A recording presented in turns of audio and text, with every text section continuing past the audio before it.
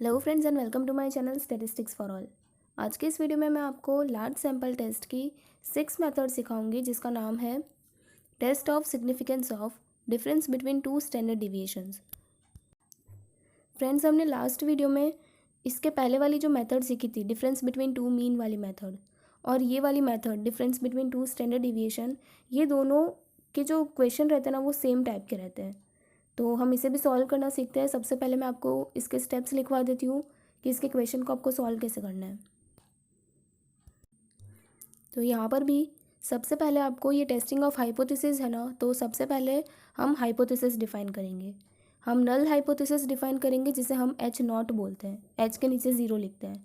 ये H not आप according to question ही करोगे, और अगर आपको क्वेश्चन में से ना समझ आए तो मैं आपको एक कॉमन हाइपोथेसिस लिखवा रही हूँ, the difference is not significant. ये वाली लाइन आप किसी भी मेथड में हाइपोथेसिस में यूज़ कर सकते हो।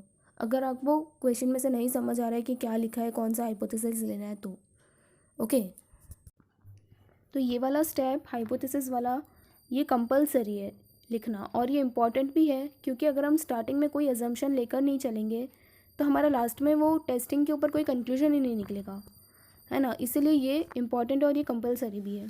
इसके बाद में हमारे पास क्वेश्चन में जितनी भी वैल्यूज़ अवेलेबल होगी वो हम सारी एक साथ लिख देंगे। तो अब ये वाली मेथड जो है वो दो दो सैंपल के लिए होती है। यहाँ पर मेथड का नाम क्या है, difference between two standard deviation, यानी कि दो स्टैंडर्ड डिविएशन तो क्वेश्चन में दिए हुए रहेंगे, मतलब दो सैंपल की वैल्यूज़ क्वेश्चन में दी हुई रहेगी यहाँ पर। तो दो दो सैंपल, सबसे पहले तो हमारे पास सैंपल की साइज़ दी हुई रहेगी, यानी कि हमने सैंपल में कितने यूनिट्स लिए हैं। तो पहले सैंपल की साइज़ भी दी हुई रहेगी और दूसरे सैंपल की साइज़ भी दी हुई रहेगी, यानी कि आपको N1 और N2 दिया हुआ रहेगा। उसके बाद में आपको क्वेश्चन में उन दोनों ही सैंपल्स के स्टैंडर्ड डिविएशन के वैल्यूज़ भी अवेलेबल होगी, जिसे हम S1 और S2 बोलेंगे। ठीक है, आप S1 S2 की जगह पे स्लैश करके मैंने सिग्मा 1 और सिग्मा 2 लिखा है, वो भी आप लिख सकते हो, दोनों करेक्ट हैं। ओके। तो सिर्फ अगर क्वेश्चन में ये चार वैल्यूज़ आपके पास अवेलेबल है तो आप समझ जाना कि सिर्फ यही मेथड एक ऐसी है जिसमें ये चारों वैल्यूज़ का यूज़ होने वाला है। ठीक है, तो सीधा difference between two standard deviation वाली मेथड ही आपको यूज़ करनी है। अब कभी कभी ये वाले क्वेश्चंस में आपको दो दो मीन भी दिए हुए रहते हैं, दोनों सैंपल के आपको एक्स बार दिए हुए रहेंगे, यानी कि एवरेजेस मीन दिए हुए रहेंगे। तो ये मीन जो है ना, यहाँ पर इस टेस्ट में कहीं पे भी कोई भी फॉर्मूला में काम नहीं आता है, ये सिर्फ क्वेश्चन में आपको कंफ्यूज करने के लिए दिए जाते हैं। ठीक है, हम अभी क्वेश्चन सॉल्व करेंगे ना, तब आपको पता चलेगा कि मीन का कहीं कोई काम नहीं होता है, लेकिन तो भी क्वेश्चन में दे देते हैं ताकि स्टूडेंट्स कंफ्यूज हो जाए कि कौन सी मेथड अप्लाई करनी है। कन्फ्यूजन क्यों होता है, क्योंकि हमने जो इससे पहले वाली मेथड सीखी थी डिफरेंस बिटवीन टू मीन वाली, उसमें भी हमारे पास ये सारी वैल्यूज़ अवेलेबल होती थी, N1 N2 S1 S2 और फिर एक्स बार 1 और एक्स बार 2। ये सभी वैल्यूज़ हम वहाँ पर भी यूज़ करते थे। तो स्टूडेंट्स कन्फ्यूज़ इसलिए हो जाते हैं कि यहाँ पर हमें कौन सी मेथड अप्लाई करनी है, मीन वाली करनी है कि स्टैंडर्ड डिवीजन वाली करनी है। मैं अभी आपको आगे वीडियोज़ में बताऊँगी कि आपको कैसे आइडेंटिफाई कैसे करना है, कौन से वर्डिंग्स दिए हुए रहेंगे जिससे आपको पता चलेगा कि यही मेथड अप्लाई होगी। ठीक है। अब फ्रेंड्स, जो N1 और N2 है ना, वो तो आपको क्वेश्चन में दिए हुए ही रहेंगे, लेकिन S1 और जो S2 है, दोनों स्टैंडर्ड डिविएशन की वैल्यूज़ वो क्वेश्चन में जनरली दी हुई होती है। लेकिन कोई कोई क्वेश्चन में ऐसा होता है कि S1 S2 डायरेक्टली नहीं दिया होता है, लेकिन उसके रिलेटेड कुछ इन्फॉर्मेशन दी होती है जिससे हमें S1 S2 खुद ही कैलकुलेट करना पड़ता है। तो आप S1 S2 की फार्मूला लिख लो, अगर इन केस डायरेक्टली नहीं दिया हो तो आपको कैसे निकालना है। S1 की फार्मूला है अंडर रूट सिग्मा x1 का square upon N1 minus sigma x1 upon N1 का होल स्क्वायर।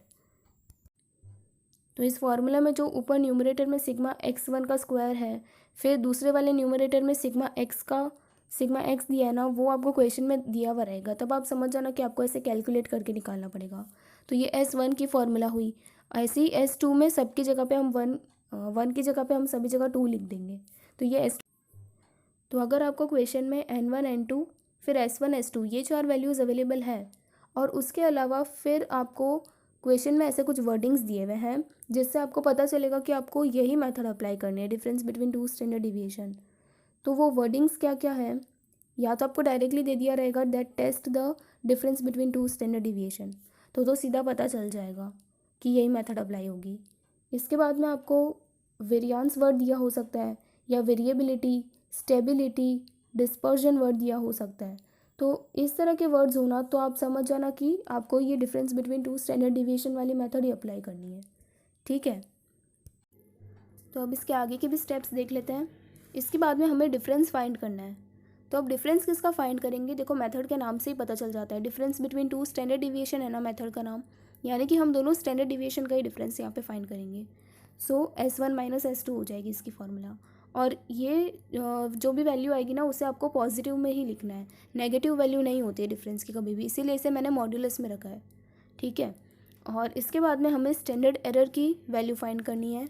सो इसकी फॉर्मूला है √σ1 का स्क्वायर अपॉन 2n1, फिर माइनस नहीं आएगा यहाँ पर, प्लस आएगा, ये प्रिंटिंग मिस्टेक है, प्लस करके σ2 का स्क्वायर डिवाइड बाई 2n2।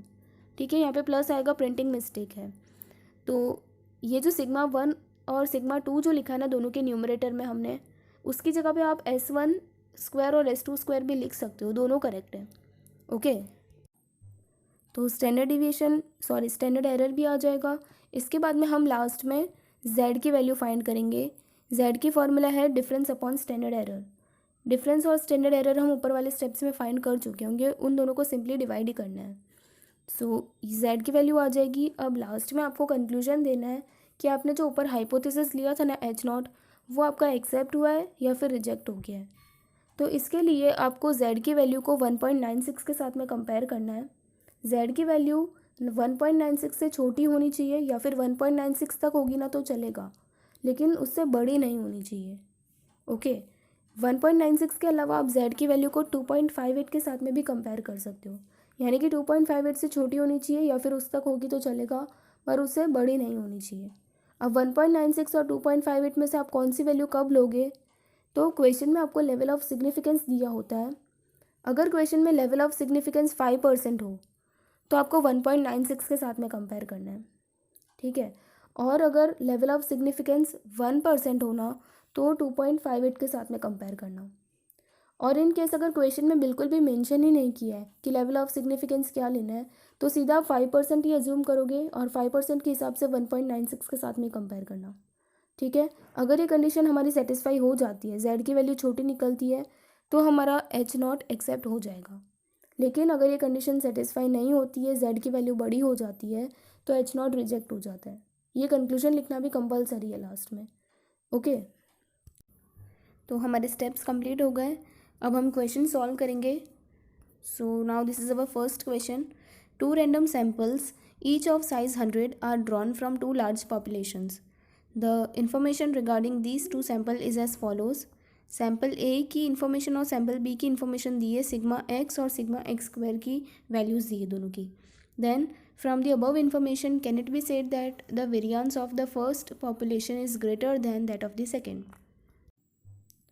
तो यहाँ पर ये जो वेरियंस वर्ड दिया है ना कि variance of the first population is greater than that of the second, ये वेरियंस वर्ड की वजह से हमें पता चलता है कि हमें स्टैंडर्ड डिविएशन वाली मेथड ही अप्लाई करनी है।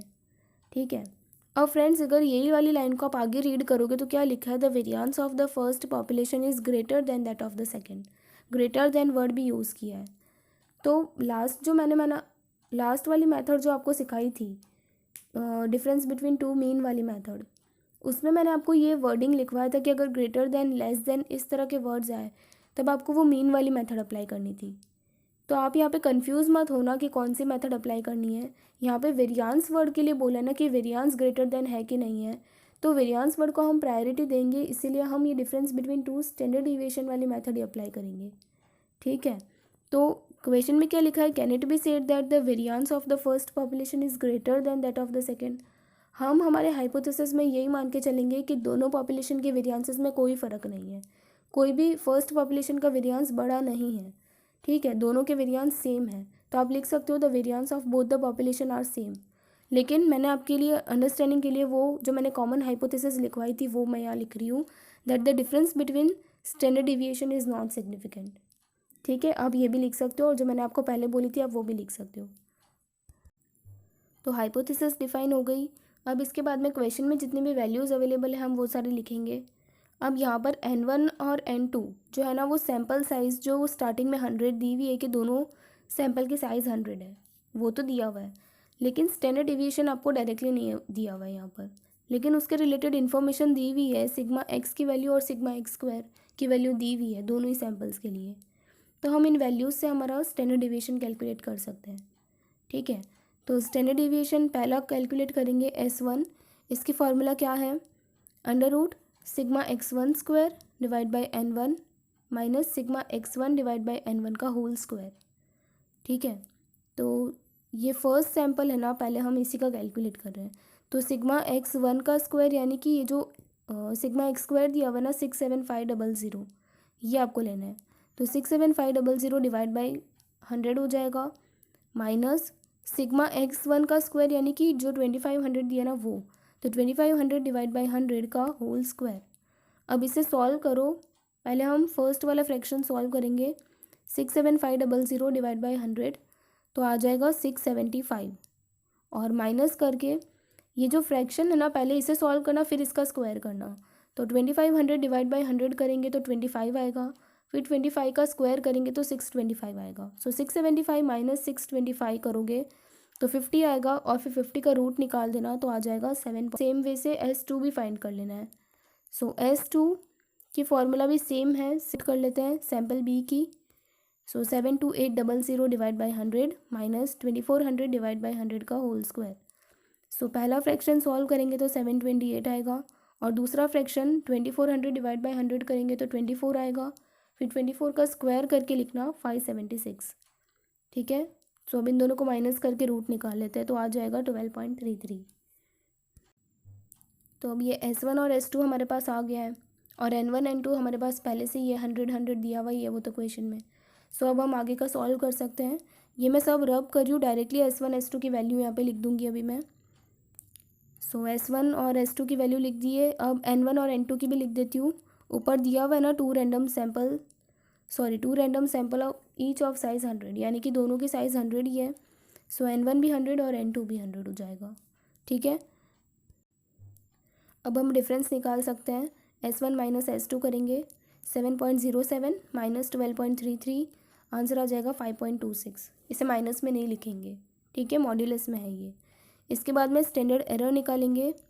इसकी फार्मूला क्या थी, अंडर रूट सिग्मा 1 का square divide by 2n1 plus sigma 2 का स्क्वायर अपॉन 2n2। तो सिग्मा 1 या और सिग्मा 2 यानी कि हमारा जो S1 और S2 है वही होता है। सो हम वैल्यूज़ पुट करेंगे और आंसर फाइंड करेंगे। 7.07 का square divide by 2 multiply 100 plus 12.33 का स्क्वायर डिवाइड बाई 2 मल्टीप्लाई 100। तो इसे सॉल्व करके आप लिखो और इसका आंसर आ जाएगा लास्ट में रूट करने के बाद 1.005। अब लास्ट में हमें z की वैल्यू फाइंड करनी है। So z is equal to difference upon standard error. हमने दोनों ही फाइंड कर लिए है तो उन दोनों को डिवाइड कर लेते हैं। 5.26 डिवाइड बाई 1.005, तो आंसर आएगा 5.23। अब लास्ट में हमें कंक्लूजन देना है, तो उसके लिए हमें z की वैल्यू को कंपेयर करना पड़ेगा। अब देखो यहाँ पे क्वेश्चन में लेवल ऑफ सिग्निफिकेंस कहीं पे कुछ भी मेंशन नहीं किया है, तो मैंने आपको बताया था कि कहीं पे मेंशन नहीं हो तो 5% आपको लेना है, और 5% के हिसाब से आपकी z की वैल्यू को आपको 6, यानी कि हमारी कंडीशन तो एक्सेप्ट नहीं हुई ना, तो यहाँ पर हमारा H0 जो है वो रिजेक्ट हो जाएगा एट 5% लेवल ऑफ सिग्निफिकेंस। ठीक है, यानी कि जो हमने H0 लिया था, the difference between standard deviation is not significant, ये वाली लाइन रॉन्ग प्रूव हो गई। ओके, तो ये सब यहाँ पे कंप्लीट हो गया। आई होप कि आपको ये समझ आया होगा। अगर आपको कोई भी डाउट हो यहाँ तक वीडियो में तो मुझे नीचे कमेंट बॉक्स में पूछ लीजिएगा। अब इसके बाद में मैं आपको एक और सम करवा रही हूँ, वो भी एग्जामिनेशन व्यू पॉइंट से बहुत ही ज़्यादा इंपॉर्टेंट है, तो आप वो भी देखिए। This is our second question. The standard deviation of the Heights of a group of 100 MA students is 8 centimetre and the standard deviation for the height of a group of 150 MCOM student is 10 centimeters. If the standard deviation of the height of all the postgraduate student is 9 centimeter, test the significance of the difference of two sample standard deviation at 1% level of significance. तो सबसे पहले तो मैं आपको सारी values लिखवा देती हूँ। हम आइडेंटिफिकेशन कैसे करेंगे कि हमें यही मेथड अप्लाई करनी है। तो जो वैल्यूज़ अवेलेबल हैं हम वो सारे लिख देते एक बार।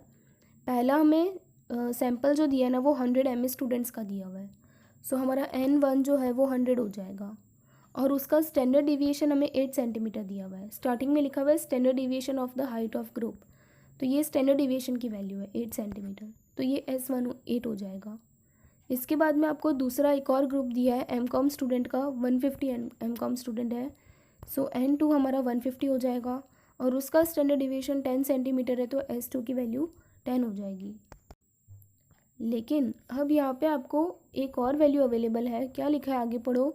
If the standard deviation of the height of all the post graduate student is 9 centimetre, हमें सारे ही पोस्ट ग्रेजुएट स्टूडेंट यानी कि MA के भी और M.Com के मिला के जो स्टैंडर्ड डिविएशन आएगा वो हमें 9 सेंटीमीटर दिया है, यानी कि ये तीसरा 9 स्टैंडर्ड डिविएशन की वैल्यू हुई हमारे पास। पहले से 2 हमारे पास आ गए S1 S2, लेकिन ये तीसरा एक और स्टैंडर्ड डिविएशन आ गया है 9।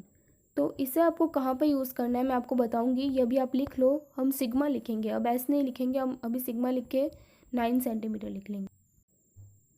तो अब आपके पास ये चारों वैल्यूज़ है S1 S2 और N1 N2, और एक और स्टैंडर्ड डिविएशन दिया हुआ है, लेकिन अभी उसको भूल जाओ, सिर्फ ये 4 वैल्यूज़ हैं। तो इसका मतलब, और फिर लास्ट में क्वेश्चन में लिखा भी है that test the significance of the difference of 2 sample standard deviation, यानी कि हमें पता चल ही जाता है डायरेक्टली कि हमें यही मेथड अप्लाई करनी है। सो हम H0 भी लिख देते हैं। अब यहाँ पर H0 क्या लिखेंगे, that the difference between standard deviation is not significant, सीधा वही जो कॉमन हाइपोथेसिस था वही लिख दिया। तो अब हम डिफरेंस फाइंड कर लेते हैं। Difference is equal to S1 minus S2, S1 हमारा 8 है, माइनस 10 करेंगे तो आ जाएगा 2 आंसर। अब इसके बाद में हमें स्टैंडर्ड एरर की वैल्यू फाइंड करनी है ना, तो यहाँ पर स्टैंडर्ड एरर की फॉर्मूला में ही ट्विस्ट है ये, इसीलिए ये सम इम्पॉर्टेंट है। ये जो हमने तीसरा स्टैंडर्ड डिविएशन लिखा है ना 9, सिग्मा इज इक्वल टू 9, ये यहीं पे आपको काम आने वाला है। अभी तक हम स्टैंडर्ड एरर की फॉर्मूला में देखो, अंडर रूट में ये जो दोनों फ्रैक्शंस लिखे हैं ना, उन दोनों के न्यूमरेटर्स में थोड़ा चेंजेस किया है इस बार हमने।